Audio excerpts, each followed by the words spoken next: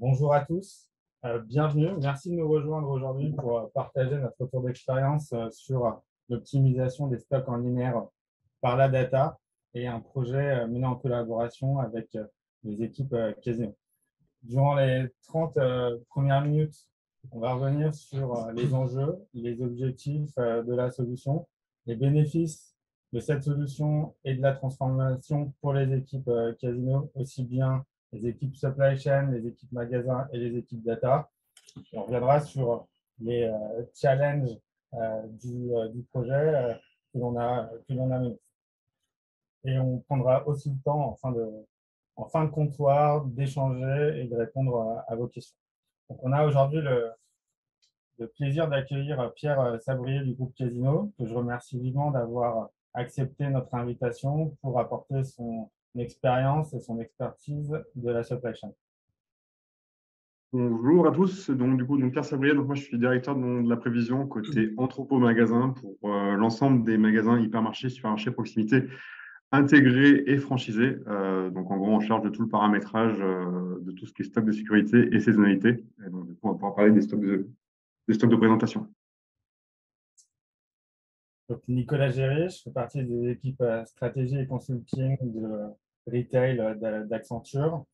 15 ans d'expérience dans le secteur de la distribution et j'interviens principalement aujourd'hui sur des problématiques d'optimisation des modes de fonctionnement de la supply chain et des organisations. Et moi, bonjour à tous. Donc, Antoine Moreau, je suis consultant chez Octo Technologies depuis un peu plus de 2 ans. J'étais architecte data sur la mission et je co-lead depuis peu l'équipe Data and AI for Retail au sein d'Octo qui a pour but de développer l'expertise d'Octo sur des use cases retail et notamment celui de l'optimisation de stock de présentation qu'on va vous présenter aujourd'hui.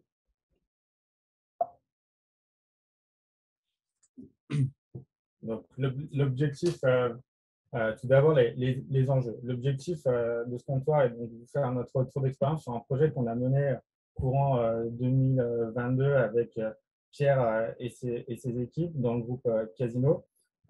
En 2022, on sortait de la période de crise Covid avec de fortes tensions sur la chaîne d'approvisionnement, sur la disponibilité des produits, sur la capacité des fournisseurs à répondre à la demande et aux commandes, et avec des demandes clients très erratiques et difficiles à prévoir. Donc, Pierre nous a sollicité pour optimiser les stocks et vraiment trouver le bon optimum de stock, magasin par magasin, article par article, avec pour objectif global de réduire les stocks, mais bien de garantir la disponibilité des articles en linéaire et de répondre à la demande client. Donc, un double challenge avec pour contrainte, pour autre challenge, de simplifier les opérations en magasin, de simplifier les opérations et la prise de commande pour les équipes dans les magasins et d'être en capacité de réagir rapidement et de s'adapter aux besoins et à la demande. Pierre, sur quelles étaient tes priorités et les attentes concrètes des équipes supply chain et magasins? Ouais.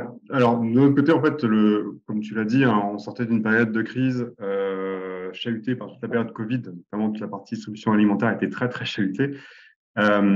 L'objectif, en fait, on avait un constat, c'est qu'on a fait un audit, on s'est rendu compte qu'on avait beaucoup de stocks et une règle un peu différente. C'est-à-dire qu'on allait voir chaque magasin, on a essayé de comprendre un peu le paramétrage et on s'est rendu compte que chaque magasin avait sa propre règle, sa propre définition. Et du coup, alors, qui pouvait convenir pour certains cas, mais en fait, l'objectif, c'était vraiment de se dire, est-ce qu'il n'y a pas une règle unique qu'on peut prendre pour un peu s'inspirer de ce que font les magasins et puis aussi un peu superviser tout ça dans des contraintes de casse, dans des contraintes de stock. Donc, c'était un peu le but. Le but, c'était de dire, je remets une règle propre pour chaque magasin et la même règle et la même définition, ce qui n'était pas le cas. Je simplifie le temps de traitement parce que du coup, c'était quand même très, très lourd. On y reviendra plus tard, mais c'était quand même très lourd à paramétrer.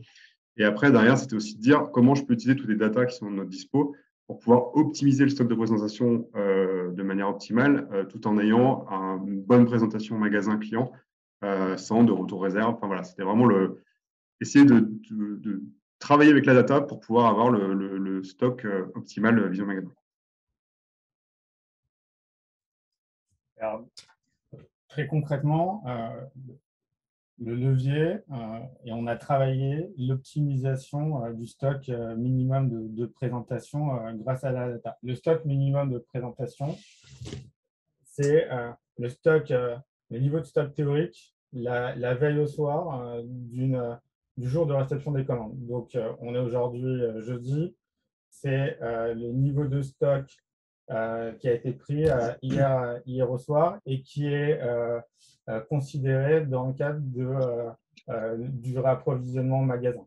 C'est un levier d'action important dans l'optimisation de stock parce que, ça déclenche la prise de commande, donc ça joue sur la qualité de la commande magasin, sur le niveau de commande magasin, et ça représente, quand on regarde les stocks magasins, ça représente entre 25 et 35% des stocks magasins. Donc, c'est un vrai levier d'action pour pouvoir optimiser les stocks en magasin. Dans la solution qu'on a développée et mise en place, on allie plusieurs paramètres dans le calcul de ce stock minimum de présentation, des paramètres de vente, donc des historiques de vente, la variabilité des ventes, les besoins futurs pour tenir compte de la saisonnalité et de s'adapter à la demande client. On considère les paramètres d'approvisionnement pour tenir compte des délais d'approvisionnement des fournisseurs, pour tenir compte de la fréquence de la prise de commande, pour vraiment bien calculer et répondre aux capacités et aux besoins en termes de couverture de stock et aux couvertures de sécurité en termes de livraison des fournisseurs. Et la partie importante, on a ajouté les éléments merchandising magasin, c'est-à-dire le facing et la capacité linéaire, afin de s'assurer qu'on a toujours en magasin un rayon marchand avec un minimum sur les étagères et qu'on borne avec un maximum sur la capacité linéaire pour s'assurer lorsque on a une réception que le volume réceptionné rentre bien dans le linéaire. On limite les retours réserves et on limite aussi la casse. Est-ce que tu peux nous détailler le mode de fonctionnement et ce que ça a apporté? Ouais. Par rapport au mode de fonctionnement, ce qu'il faut vraiment retenir quand même là-dedans, c'est l'intégration du merch qui n'existait pas. Enfin, c'était fait indirectement par le magasin avant. C'est-à-dire que chaque magasin, à l'implantation, allait scanner son produit et puis dire bon, j'ai un fasting de temps, donc du coup, je vais faire 2 fois le fasting ou X fois le fasting en fonction du secteur pour paramétrer son stock de présentation, sans prendre en compte les notions logistiques, ainsi de suite. Donc, en gros, vraiment la nouveauté, c'était de leur dire vous ne saisissez plus un stock de présentation, vous saisissez un merch, donc un facing et une profondeur, ce qui nous donne une capacité. Donc après, ce sera utile pour d'autres sujets. Et ça a été vraiment le grand changement. Alors, c'était des données qui pouvaient exister dans des planogrammes, enfin, vous pouvez avoir par ailleurs. Là, l'atout en plus, c'est que c'est vraiment le réalogramme du magasin. C'est-à-dire que c'est le magasin qui, donc, on peut lui faire une préco, c'est le magasin qui va vraiment saisir son réalogramme à lui pour dire comment c'est la vraie vie chez moi, en fait. Et ça, c'était un peu la difficulté qu'on avait, c'est qu'on avait des planogrammes, mais en fonction de chaque magasin, d'un pilier ou de ce qui se passait sur les étagères, on sait que c'est plus ou moins la réalité. Donc là, on a vraiment quelque chose de réel et on a vraiment une vraie cartographie du magasin. Donc ça a vraiment changé. Et donc, dans le fonctionnement, en fait, ce qui vraiment change, c'est que, en gros, le magasin n'a plus qu'à paramétrer une seule fois son facing et après, du coup, il n'y a plus de modifications à avoir. En exemple, en fait, que j'utilise souvent, c'est les magasins saisonniers. Donc, on a beaucoup de magasins dans le sud-est. Et le magasin saisonnier, en fait, ce qu'il faisait, c'est qu'il modifiait 2 à 3 fois par an les stocks de présentation pour le hors-saison, le mi-saison et le pleine saison d'été. Là, en fait, maintenant, ce qu'on fait, c'est qu'ils ont saisi une première fois tout leur planogramme, alors qui peut bouger en fonction de la saison, mais qui est beaucoup plus minime que ressaisir tous ces stocks de présentation. Et derrière, en fait, nous, on va jouer sur les paramétrages avec les ventes et puis avec des paramétrages pour dire, là, tu es en pleine saison, donc je vais t'augmenter ton paramétrage. Et là où avant, le magasin pouvait aller ressaisir tous ces stocks de presse qui pouvaient lui prendre plusieurs heures de travail, voire même jours, là, en fait, en 2 clics, on peut modifier le paramétrage pour aller réaugmenter tout son secteur, voire faire du sur-mesure sur des familles en fonction de son besoin. En fait. Donc, c'est vraiment l'avantage, c'est vraiment d'avoir une simplification du traitement côté magasin pour dire je ne saisis que mon merch et nous, après, derrière, qui l'accompagnons dans son remplissage tout en bornant. Enfin, tu as parlé du bornage, mais la règle de bornage est quand même très importante parce que derrière, ça nous permet de dire attention, là, on va peut-être un tout petit peu trop loin par rapport à la casse, par rapport à la couverture de stock. Donc, on peut avoir des vraies alertes par rapport à tout ça. Pour donner quelques éléments de volumétrie, enfin, entre avant et après, tu parlais de mise à jour. À quelle fréquence vous mettiez à jour auparavant les stocks de Alors, présentation et aujourd'hui, à quelle fréquence et quelle est la charge que cela vous prend? Alors, sur la fréquence, en fait, avant, on avait donc les magasins qui faisaient des paramétrages et nous qui faisions des réajustements mensuels, voire après, voire plus réguliers en fonction de nos besoins. Là, maintenant, enfin, en fait, on a un traitement qui tourne de manière quotidienne avec des règles. Donc, en gros, il y a plus et qui tourne tout seul. En fait. C'est-à-dire que l'outil a été paramétré. Donc, nous, on n'a plus trop d'ajustements à faire. On fait des réajustements en fonction des retours magasins, mais c'est très, très fluide. Là où avant, on le faisait peut-être une fois par mois, mais ça nous prenait 2 jours parce qu'il fallait qu'on revoie. Et puis, forcément, on se reposait des questions sur des règles qu'il fallait qu'on réajuste. Donc, c'était beaucoup moins fluide. Là, au moins, c'est figé, on a des règles et on a quand même la main sur des paramétrages tout en gagnant un temps qui est assez important. Bonjour, juste pour comprendre, avant le SCP était mis à jour et modifié par chaque magasin ou c'était fait en centrale? C'était fait par chaque magasin. C'est-à-dire qu'en fait, c'est à la main du magasin et il y avait une supervision qui était faite de l'autre côté. D'accord. Et maintenant, quand ça vit, c'est la saisie de cette capacité linéaire, elle est faite à peu près à quelle fréquence? Parce qu'il y a aussi le plan merge qui vit. Ouais, en fait, après, c'est le magasin qui le pilote en fonction de son plan merch et il peut le faire. En fait, il le fait comme son stock de presse, sauf qu'il a moins besoin de le faire. C'est-à-dire que par rapport, enfin, je parlais de la saison, en fait, maintenant, il a moins besoin de le faire par rapport à la saison et il le fait une fois pour toutes. Et après, il va plus le bouger en fonction de ses soupes, sa mozza, ces choses comme ça. Donc, ça va être plus sur les secteurs saisonniers où ils vont le faire, cette partie-là.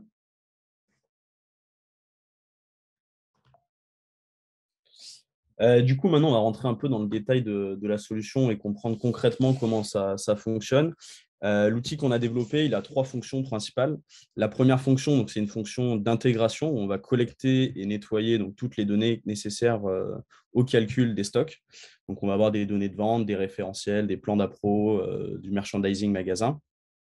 Mais on va également, dans cette phase d'intégration, enrichir les données qui sont soit manquantes, soit non existantes. Typiquement, des données pour les historiques de vente de nouveaux articles, ce sont des données qui n'existent pas. Donc pour ça, on a fait de la clusterisation et on a extrapolé en fait, les données de vente de ces nouveaux articles par rapport à des articles similaires pour lesquels on avait les historiques de vente. Là, c'est la première phase. Ensuite, on a fait donc la phase de calcul. Donc pour ça, on a d'abord fait un calcul statique des stocks minimums de présentation, donc où on a anticipé la saisonnalité. Et on vient ensuite affiner ce calcul à travers une phase de bornage du stock de présentation. Et ce bornage, il s'effectue sur la durée de vie max des articles, sur les capacités linéaires en magasin. Une fois que l'outil a calculé les prédictions, donc à la maille article, magasin, les préconisations à faire, on va venir les intégrer directement dans l'outil de réapprovisionnement automatique qui va pouvoir les mettre à jour directement en magasin. Et deuxième phase, c'est on va les intégrer aussi dans un cockpit de KPI qui va nous permettre d'enchaîner sur la troisième phase, la phase de pilotage, qui est assez primordiale car elle va permettre aux utilisateurs en fait, de comprendre comment l'outil a fait les préconisations et de suivre un peu tous les KPI intéressants. Et donc ça, c'est la phase de pilotage. Et dans cette phase, on a aussi une possibilité de paramétrer les différents paramètres de bornage, de seuil, etc. Pierre, je ne sais pas si tu veux détailler un peu les fonctions qui pour toi ont été un peu principales et primordiales. Ouais, alors moi j'en ai 3 qui se recoupent avec ce que tu viens de dire. Juste pour insister sur la partie clusterisation et extrapolation, juste en termes de périmètre, on couvre l'intégralité du PG, enfin de tout l'alimentaire et du frais pour tous les magasins, ce qui représente 5 et 6 millions de coupes d'articles magasins. C'est vraiment c'est assez important. En termes de volumétrie, du coup, ça fait beaucoup de choses et on ne pouvait pas demander à tous les magasins de faire des saisies sur tout ce périmètre-là, ce qui est énorme. Donc, du coup, ce qu'on a travaillé, c'est qu'on a regroupé les magasins par rapport aux familles, par rapport à des chiffres d'affaires au mètre carré. Et on a fait, en fait, on leur a demandé de saisir environ 30% de nos périmètres pour pouvoir avoir une estimation sur les autres. C'est un point qui est très important parce que ça nous a permis de déployer beaucoup plus vite, même si après la phase de 30% était quand même longue, mais en 2 mois, on a fait à peu près les 30% qu'on voulait. Et ça nous a vraiment permis d'aller vite et la clusterisation était bien faite puisque pour avoir fait des saisies de CAPA en magasin, le magasin voit en fait l'estimation qu'il y a et souvent l'estimation correspond en fait à la réalité. Donc c'est vraiment un point important parce que si on n'avait pas fait, je pense qu'on aurait dû prendre au moins 3 fois plus de temps et voilà, on est de l'ordre de plus de 6 mois de déploiement, ça a été compliqué. L'autre partie, c'est la partie bornage. J'ai vu des questions passer sur la partie casse. On a tout un système de bornage par rapport à la capacité du linéaire et par rapport à la DLC du produit. En fait, en plus du facing, l'outil vient dire attention, là, il y a un risque de retour réserve ou il y a un risque de casse. Donc, tant pis, je sais que tu m'as mis un facing, mais je vais rogner dessus parce que je sais que derrière, si j'ai un retour réserve sur du frais, c'est toujours compliqué parce que ça va faire de la manipulation de produit en plus. Donc, du coup, on va avoir des retours et des allers-retours et peut-être de la marchandise qui ne va pas sortir pour le client. Ou après, voilà, on peut avoir des produits qui vont casser dans le linéaire parce qu'on s'est rendu compte qu'on a trop exposé. Donc ça, c'est un point important. Et le dernier, c'est toute la partie cockpit. En plus de l'outil, donc il y a un outil technique, on a tout un outil de supervision qui permet de voir un peu tout ce qui se passe, de voir les modifications magasin sur les saisies, d'avoir des statistiques, d'avoir des alertes. Enfin, voilà, on a vraiment tout ça. Et ce qui permet vraiment d'aller voir au global, mais aussi au magasin famille pour dire voilà où on en est, voilà l'évolution. Et ça permet de nous alerter, de dire attention, il y a telle famille, parce que dedans, il y a les ventes qui interviennent en nous disant attention, il y a telle famille qui va augmenter, donc il faut peut-être faire quelque chose. Donc, l'outil va proposer, mais nous alerte et nous permet d'être plus vigilants sur certains secteurs. Donc ça, c'est 3 points importants et sans ça, ça n'aurait pas marché technique. Alors, je vais enchaîner avec une slide un peu technique. Donc, je vais essayer de ne pas perdre ceux qui ne sont pas trop techniques et je crois qu'il y en a pas mal dans cette réunion. Dès le début, donc, l'objectif de cet outil, c'était d'être déployé donc, sur l'ensemble des magasins Casino. Et donc, il y avait un vrai enjeu à avoir un produit qui est périn dans le temps, qui allait scaler sur des gros volumes de données et qui allait pouvoir être maintenu par les équipes Casino. Donc, il y a eu plusieurs enjeux et problématiques qu'on a traités et qu'on a résolus grâce à des choix architecturaux et conceptuels dans la construction de l'outil. L'un des premiers enjeux qu'on a eu à traiter, c'est la récupération des données. Comme on l'a vu, il y avait pas mal de sources de données différentes, des gros volumes de données avec des orchestrations assez différentes. Donc, pour ça, on a travaillé en collaboration avec les équipes métiers et IT sur toute la phase d'ingestion de données. Et on a mis en place un ELT, donc un Extract Load Transform. L'idée, c'est de récupérer toutes les données brutes, de les mettre dans notre data lake et de venir faire les transformations directement. Et en fait, ça nous a permis de maîtriser l'ensemble du flux de données, que ce soit de la donnée brute à la transformation. Et donc ça a été primordial pour nous car ça nous a donné une grande agilité en fait, sur les changements qu'on pouvait faire sur les données qu'on utilisait. Le deuxième point, c'est, comme je l'ai dit, on a fait l'outil sur beaucoup de magasins et donc il fallait avoir une application qui était scalable et qui était résiliente au changement de volumétrie de données. Pour ça, on a déployé tout l'outil sur le cloud. Donc dans notre cas, c'était sur GCP, mais ça peut le faire aussi sur tout autre cloud comme AWS ou Azure. Et on a construit des architectures microservices pour pouvoir mieux allouer les différentes ressources aux différents besoins. Comme je le disais, l'enjeu de la passation aux équipes Casino, ça a été primordial et ça nous a drivé dans la construction de l'outil. On a voulu faire quelque chose le plus simple possible pour que les équipes puissent prendre en main l'outil et puissent le maintenir et aussi développer des nouvelles features dans le temps. Donc pour ça, on a fait des architectures serverless, encore une fois microservices, et on a surexploité tout ce qui est monitoring sur le cloud pour pouvoir débugger et comprendre à tout moment ce qui se passe sur l'outil. Et le dernier point, on en a parlé un peu avant, mais l'adhésion des utilisateurs, c'est quelque chose de primordial. On a construit un outil qui faisait des préconisations de stock. Donc, il fallait que les utilisateurs acceptent en fait les préconisations que l'outil faisait et soient en raccord avec ça. Donc, on a vu qu'on a fait un cockpit pour interpréter ces prédictions qui permettait aux utilisateurs de comprendre comment l'outil avait fait les calculs. On a également mis en place un seuil à l'intégration des prédictions. Donc, c'est-à-dire que quand l'outil faisait des prédictions, il pouvait soit directement les intégrer dans l'outil de gestion des stocks. Mais il y avait un seuil, et si les prédictions dépassaient ce seuil, donc c'est-à-dire si les prédictions de l'outil étaient assez différentes de ce qu'il y avait avant, on avait une validation manuelle par les utilisateurs qui se faisait. Et l'idée, c'est qu'au fur et à mesure, les utilisateurs ont pris confiance dans l'outil et ce seuil, en fait, il a augmenté. On avait de moins en moins d'outils de préconisation qui nécessitaient la validation manuelle. Et enfin, donc on a défini des paramétrages de l'outil qui pouvaient être faits par les utilisateurs de manière assez simple à tout moment pour modifier un peu les paramètres de l'outil.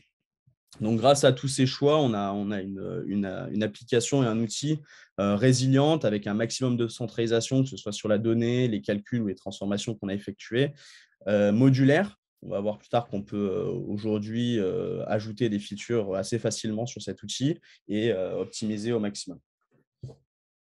Avant de passer au gain, Pierre, peut-être ton retour d'expérience par rapport à la prise en main des équipes IT.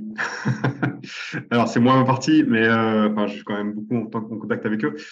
Effectivement, comme on a dit, on a mis en place un outil, nouvel outil IT avec des règles. Le but, c'était pas d'avoir une boîte noire et que les équipes IT puissent assimiler ça. Donc, il y a une passation qui a très bien fonctionné et suite à ça, en fait, ils ont bien assimilé l'outil, ils ont bien repris et on a pu rajouter de nouvelles fonctionnalités sans problème, en fait, même de manière beaucoup plus rapide que ce que j'imaginais. C'est-à-dire qu'on a pu rajouter des nouveaux paramétrages, des nouveaux bornages en entrée, on a pu réexploiter les données en sortie. Enfin, voilà, c'est vraiment un point important, c'est que l'outil est modulaire, flexible et assez compréhensible. Et derrière, on a vraiment, on a plein encore d'idées, on y reviendra plus tard, mais c'est vraiment très important.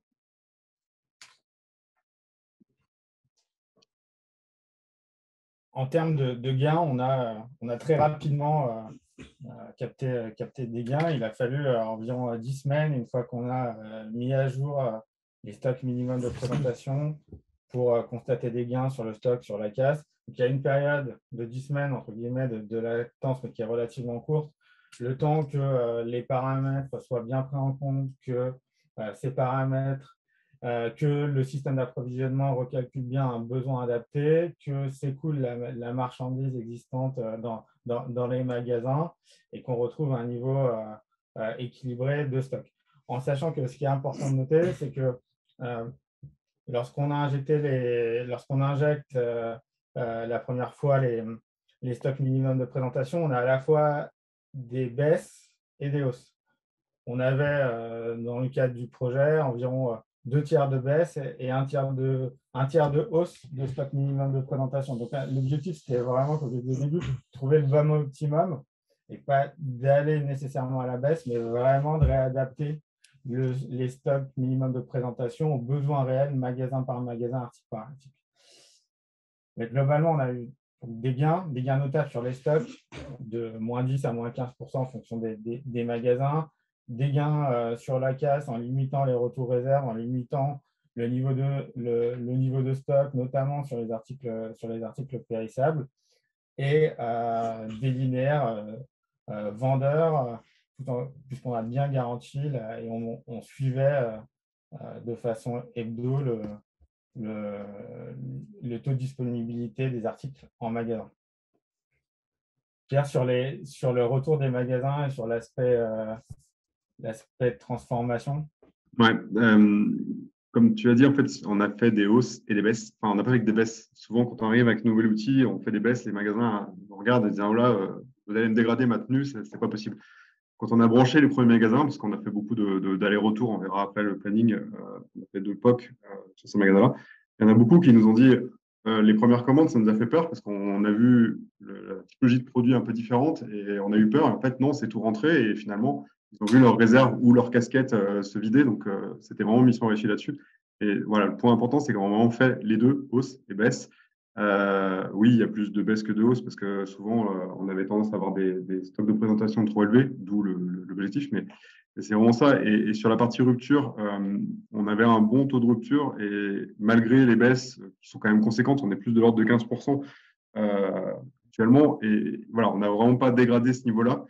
Donc, c'est vraiment mission réussie cette partie. Et la casse, c'était sur la partie frais, on en a parlé tout à l'heure, mais c'est assez significatif sur des rayons avec des très courtes dates où on a vraiment vu des effets très rapide pour le coup, parce que là, on est sur des délais très courts.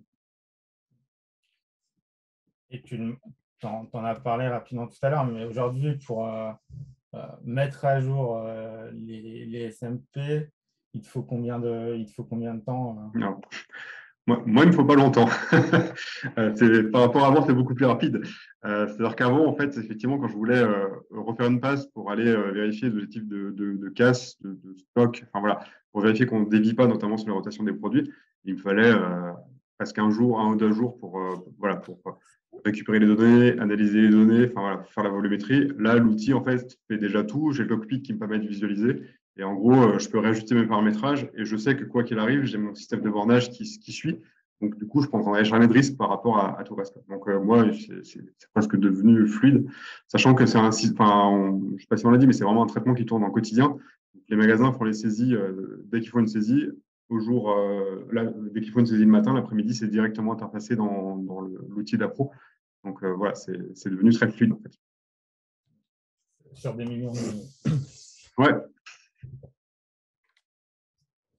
Oui, j'avais une question sur la disponibilité des produits. Vous n'avez pas vu d'amélioration de la disponibilité des produits avec les SMP qui ont été corrigés à la hausse? Alors, en fait, on n'avait pas enfin, le taux de rupture n'était pas non plus très défaillant et on n'a pas dégradé, en fait. C'est vraiment ce point-là qu'on a regardé. Après, on sait tous, la partie rupture n'était pas forcément liée à la partie stock de presse. Enfin, pas pour nous, parce qu'on avait des stocks de presse qui étaient très élevés. Donc, c'est pas vraiment ce point-là. Et nous, la partie rupture elle est plus liée à des ruptures fournisseurs ou autres, mais c'était pas un sujet, c'est pas ce sujet-là en fait. Nous, c'était vraiment un sujet stock, mais derrière, on voulait pas dégrader le taux actuel qui était quand même assez satisfaisant. Après, c'est sûr que si j'avais un stock de presse qui était très faible partout, oui, on aurait eu un sujet, mais c'était pas le cas. Alors, on avait, comme on l'a dit, on avait beaucoup trop, enfin, la valeur était beaucoup trop importante avant le démarrage du projet. En fait, c'était plus paramétré actuellement pour remplir les linéaires, mais remplir de manière assez massive. Donc, le but, c'était de trouver l'équilibre entre les deux. Ok, merci. Tu mentionnais deux POC. Donc, effectivement, en termes d'approche projet, on a eu une approche progressive et itérative sur 8 mois avant vraiment le déploiement. Progressive en termes de complexité, puisqu'on est monté progressivement d'un périmètre restreint en termes de magasins. On a démarré avec 4 magasins, des petits, des grands, des hyper, des super, un nombre restreint de familles mêlant du PGC et des produits frais. Une approche progressive dans la complexité des fonctions de la solution. On a démarré sur des fonctionnalités, un algorithme capable de traiter les produits permanents. Et donc, un premier POC qui nous a permis de valider les hypothèses, valider on va dire le permanent 80% de l'algorithme, et un deuxième POC dans un temps 2 sur un périmètre plus large en termes de famille, en termes de magasins, et d'intégrer d'autres fonctionnalités de saisonnalité. Donc vraiment 2 POC, donc progressive, itérative, avant le déploiement. Et ce qui est important et ce qui a bien fonctionné, c'est qu'on a vraiment travaillé tous ensemble. On avait des réunions de construction, de design avec les équipes de prière supply chain, avec les équipes SI, des points avec les magasins. On est allé en magasin pour construire la solution de collecte des éléments mesh. On avait des réunions avec les magasins pour avoir leur ressenti à la fois sur le process et sur le niveau des stocks, le niveau des réceptions, et confirmer ce qu'on constatait dans nos rapports et dans notre suivi. Donc, vraiment une approche collaborative, progressive, et un déploiement qui s'est fait relativement rapidement. Ça fait quelques éléments sur le déploiement, mais aussi sur ce qu'on aurait pu mieux faire. Ouais, sur la partie déploiement, donc effectivement, alors sur la partie développement qui a pris 3 mois, alors déjà, il faut quand même savoir que c'était une nouvelle techno chez nous, donc c'était, voilà, tout était nouveau, mais finalement, on arrivait très vite à la cible, on savait à peu près ce qu'on voulait faire. Les magasins ont très bien adhéré au fonctionnement. Vous avez des points hebdo avec eux, donc vous avez des retours. Ça a été très utile sur toute la partie bornage, notamment, pour vraiment les travailler avec eux, parce que le but, c'était pas d'assécher les magasins non plus. C'était vraiment qu'on ait encore un magasin qui soit visuel pour le magasin. Mais on a quand même un objectif de baisse derrière, parce qu'on savait qu'on était trop fort. Là, on a vraiment arrivé à le travailler avec eux et on a eu une vraie adhésion. Après, ce qu'on aurait pu mieux faire, c'est la partie déploiement. C'est-à-dire qu'on a voulu aller vite parce qu'on avait une solution qui marchait, donc on allait très vite et on a vraiment focalisé la communication sur toute la partie relevée de merch. Et après, on n'a pas forcément donné suite à ça. C'est-à-dire qu'on a relevé, on a récupéré tout le merch et après, on n'a peut-être pas assez communiqué sur OK, maintenant, voilà quel est le nouveau mode de fonctionnement. Et on n'a pas adapté nos outils assez rapidement sur ce nouveau mode de fonctionnement. C'est-à-dire qu'en gros, les magasins, alors depuis peu, parce que là, c'est en train de changer, avaient encore accès à l'ancien paramétrage, le paramétrage du facing, et donc étaient un petit peu perdus de se dire est-ce que je suis dans le nouveau fonctionnement, l'ancien fonctionnement? Et on n'a pas opéré une bascule suffisamment rapide sur nos outils pour dire maintenant, c'est comme ça que ça marche, et après leur partager aussi toutes les données qu'on a dans le cockpit, où là, pour le coup, on est complètement transparent là-dessus. Donc, là, on est en train de se corriger là-dessus, cette partie. Je suis en train de faire beaucoup de communication et je suis en train de réadapter mes outils pour vraiment leur dire, voilà, c'est le facing et dans tous vos écrans, c'est le facing que vous voyez. Ça, c'était un point important et voilà, on a voulu aller trop vite pour avoir les gains de stock.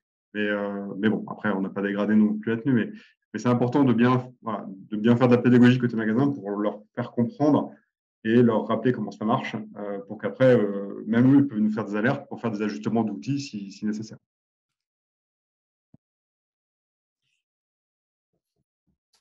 Et aujourd'hui, certes, l'objectif était de piloter, de piloter les stocks, mais tu vois aujourd'hui d'autres opportunités. Ouais. Alors, c'est pas un outil figé. Ouais, Vas-y. effectivement, c'est pas du tout un outil figé. Comme je l'ai dit, c'est un outil que les équipes IT ont pu prendre en main et en gros, on a vraiment des nouvelles perspectives par rapport à l'utilisation des données parce qu'en fait, on a plein de data qui n'existaient pas avant. C'est-à-dire que j'ai pour chaque magasin son merge, sa capa.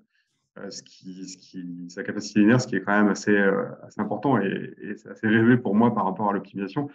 Mais en gros, on peut vraiment faire évoluer. On a retenu quand même 3 points importants. Pour moi, c'est toute la partie enrichissement des merch. On sait que c'est un point qui peut être un peu lourd.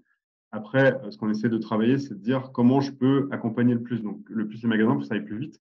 Donc là, on a plusieurs pistes. C'est-à-dire qu'on a la partie planogramme qui existe, qu'on peut injecter.